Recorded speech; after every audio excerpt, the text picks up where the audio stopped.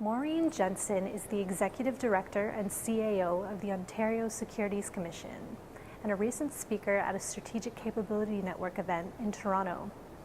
In part one of our Women on Board series, Maureen sat down with Canadian HR Reporter TV to talk about how a recent OSC rule amendment will impact boards. Could you tell our viewers a little bit about why the OSC decided to implement the new board diversity rule?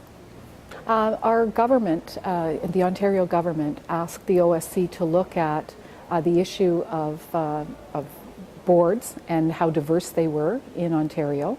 And so we did that. We undertook the project and we realized how far we were lagging behind many other countries. And as a result of that, the OSC undertook a project to understand how we could encourage more diversity on boards.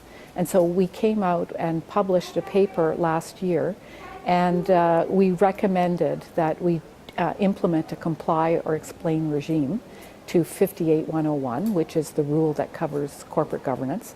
And so we did that, and we had roundtables, and we had heard all kinds of comments, good and bad, both sides of the argument.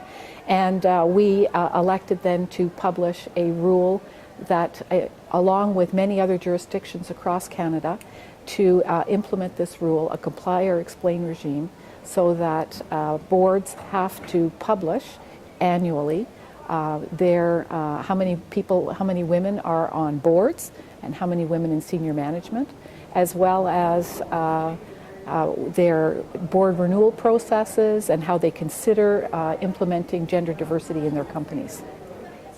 How has the OSC experienced the benefits of board diversity itself?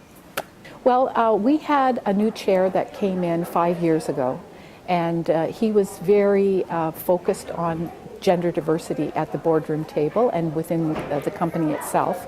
OSC is a crown corporation, and so we've always focused on having all types of diversity within our organization. But he wanted to make sure that that was reflected at the board table. And so the appointments that we've had for our commissioners have not only reflected diversity of opinion and background, but also gender. And so we currently have about 40% of our board is female. How do you expect organizations are going to respond to the new rule, and how do you hope they'll respond?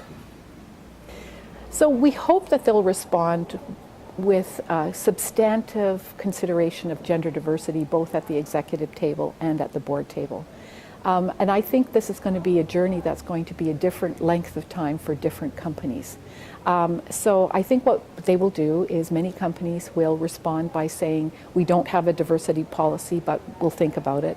They will respond by ensuring that their shareholders know what their policies are. This is all part of the rule.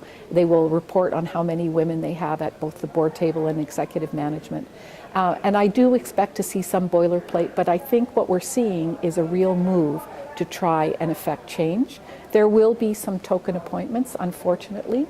Some companies will feel they need to comply and they will just put someone on who is female. But I think for the most part, what we'll see are really carefully considered board appointments. How will the OSC ensure organizations comply? So what we will do, the OSC is any new rule that we put in place or any new reporting obligation, we put in a program to monitor it. So what we will do is we will collect everything that is published by the TSX listed companies that must report in their annual information form, in their annual report on this policy. We will collect it all, and we will ensure that those who don't comply will comply. There might be some restatements of some of these publications, but for the most part what we'll see is who's doing what, and we will publish the results.